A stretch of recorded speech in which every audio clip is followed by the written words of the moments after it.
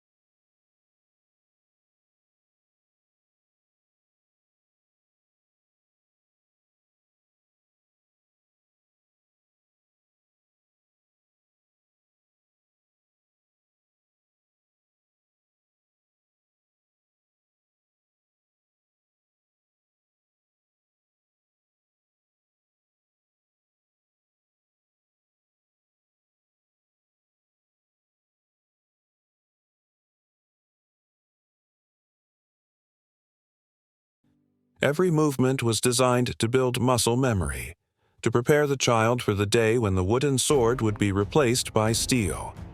Physical training also extended to wrestling, running, swimming, and climbing. The samurai believed a warrior needed to master his body as much as his weapons. Young boys were encouraged to toughen themselves against pain, to endure cold, hunger, and fatigue without complaint. Hardship was part of the education, for war offered no comfort. To be samurai was to accept suffering as natural. Yet the training of a samurai child was not limited to combat and hardship. Equally important was the cultivation of culture. A warrior was expected to write poetry, to appreciate art, and to perform the tea ceremony. These practices were not luxuries, but disciplines. Poetry trained the mind to focus, calligraphy steadied the hand, and tea rituals taught patience and harmony. The samurai was not merely a killer, but a complete man, balanced between violence and refinement. Central to all of this was the philosophy of Bushido. From childhood, boys were told that their life belonged not to themselves, but to their lord. Loyalty was absolute, disobedience unthinkable. They were trained to suppress fear, especially the fear of death. Death was not to be avoided, but embraced, for to die in service was the highest honor. Parents and teachers repeated these lessons endlessly until they became part of the child's very being. Discipline in training was strict. Mistakes were corrected harshly. Laziness punished. Samurai fathers often pushed their sons with a severity that modern eyes might find cruel. But in the world of constant war, there was no room for weakness. Every drill, every punishment, every lesson was designed to prepare the boy for battlefields where hesitation meant death. The training also had a communal aspect. Young samurai trained together, forming bonds of brotherhood that would last into adulthood. They competed in contests of skill, challenged each other in sparring, and measured themselves against their peers. Rivalry sharpened their abilities, while camaraderie reinforced their loyalty. They learned not only to fight as individuals but to function as part of a unit. As boys grew older, their training intensified. In their teenage years, they were expected to take on responsibilities that tested their maturity. Some served as pages in the households of powerful lords, learning courtly manners, diplomacy, and the practical skills of administration. Others accompanied older warriors into campaigns, observing battles and absorbing lessons that no training hall could provide. War itself became their classroom, and survival their final exam. By the time a young samurai reached his late teens, training shifted from preparation to application. This was the stage where boys became warriors in truth. Their weapons were no longer wood, but steel. Their lessons no longer theoretical, but practical. They were expected to take part in patrols, serve as attendants to senior warriors, and even fight in real battles. It was a dangerous transition, but one that defined the samurai way of life. The katana, long considered the soul of the samurai, became central at this stage. No longer merely practicing forms with a bokken, young men drilled with live blades under supervision. They learned not just how to strike, but how to control distance, how to read an opponent, and how to finish a duel quickly. Sparring became deadly serious and injuries were common.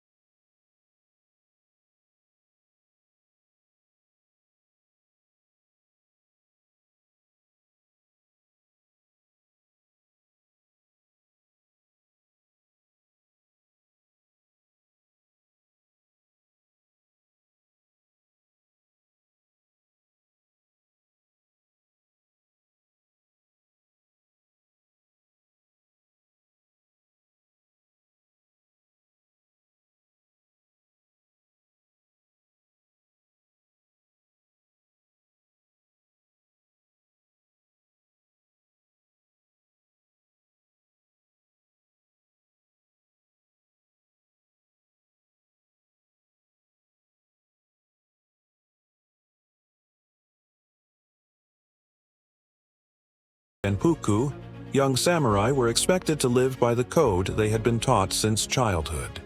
They served their lords, fought in battles, and upheld the honor of their families.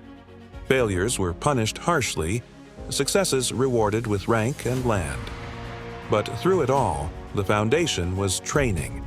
The endless drills, the lessons of discipline, the shaping of body and spirit that had begun in childhood. Even in times of peace, the training never ceased. The Tokugawa shogunate may have brought stability, but samurai continued to practice swordsmanship, archery, and martial arts. Schools of combat flourished, teaching styles that emphasized not just technique, but philosophy. For the samurai, training was not a phase of life, but a lifelong duty. To stop training was to invite weakness, and weakness was unacceptable. In the end, samurai training was about more than creating fighters. It was about creating men who embodied loyalty, honor, and discipline.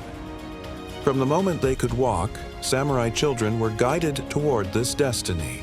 Their games were lessons, their studies were preparation, their hardships were tests. By the time they stood on the battlefield, they were not simply individuals but the living embodiment of a code. The secrets of their training reveal a truth. Samurai were not born, they were made.